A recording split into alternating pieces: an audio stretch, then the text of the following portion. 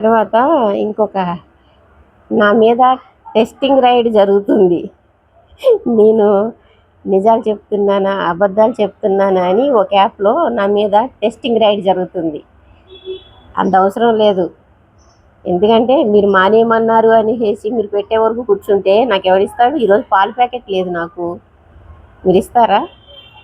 నేను అప్పుడు ఒక 1 అవర్ ఎంతో మాట్లాడినా, వచ్చినాయి డబ్బులు, ఆ డబ్బులు పెట్టుకుని పాల ప్యాకెట్ తెచ్చుకున్నా. మీరు ఇస్తారా?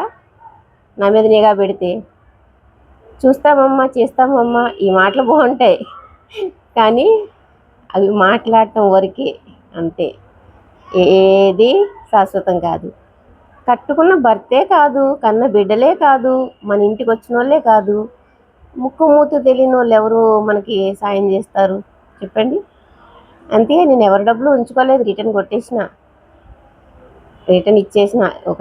నేను ఒక టెస్ట్ ట్రయల్ వేసిన, వాళ్ళు కొంచెం సపోర్ట్ చేశారు, కానీ నాకు వద్దు. అక్రంగా వచ్చింది అక్రంగానే పోతుంది, కష్టపడ్డదే నిలబడుతుంది. నేను కష్టపడ్డది ఇప్పుడు నాకు ఉన్నది, అంతే. నా మీద టెస్టింగ్ ట్రయల్ ఏమొద్దు, నేను ఎలాగున్నాను అలాగే ఉంటాను. ఇష్టమైతే లైక్ చేయండి, లేదంటే వదిలేయండి, అంతే. నేను ఇట్లానే మాట్లాడతాను. ఎందులో మాట్లాడుతున్నాను అని కొంతమందికి డౌట్ రావచ్చు.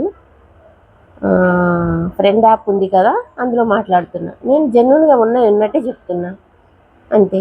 నమ్మితే నమ్ముతారు, లేకుంటే లేదు. అబద్ధాలు చెప్పుకుని బ్రతకవలసిన అవసరం నాకు లేదు కదా. నిజంగానే నేను డ్రైవర్ని, నిజంగానే నేను రైడ్స్కి వెళ్తాను, నిజంగానే నేను బ్యూటీషియన్ని, నేను బ్యూటీషియన్ చేస్తా, నిజంగానే నా హస్బెండ్ లేడు, చనిపోయిండు, నిజంగానే నాకు కొడుకున్నాడు, కోడలుంది, కూతురుంది, అల్లుడు ఉన్నాడు, మనవలు అందరూ ఉన్నారు. ఇందులో నేను ఫేక్గా చెప్పుకోవాల్సిన అవసరం ఏముంది? వాళ్ళు ఎవరు నన్ను పట్టించుకున్నట్లేదు, నా దగ్గర ఎవరు లేరు, నేను లోన్లీగా ఫీల్ అవుతున్నాను, అందుకు నేను ఈ యాప్ డౌన్లోడ్ చేసుకుని మాట్లాడుతున్నా. తప్పేముంది? ఎవడైనా కొంచెం ఎగస్ట్రాలు మాట్లాడుతుందంటే వాడికి ఇస్తున్నాలే, ఎదురుగుండా ఉన్నవాడికే ఊరుకోను, ఎక్కడి నుంచో మాట్లాడేటోడికి ఊరుకుంటాను నేను? ఊరుకోను కదా. అది. కానీ అంటే ఎక్కువ అలవాటు అయిపోయింది నాకు. లైఫ్లో చాలా మిస్ అయిపోయాను నేను, చాలా మిస్ అయిపోయాను. ఆ మిస్ అయిపోయి తలుచుకుంటుంటే బాధ అనిపిస్తుంది. బాధపడిన ప్రయోజనం లేదు.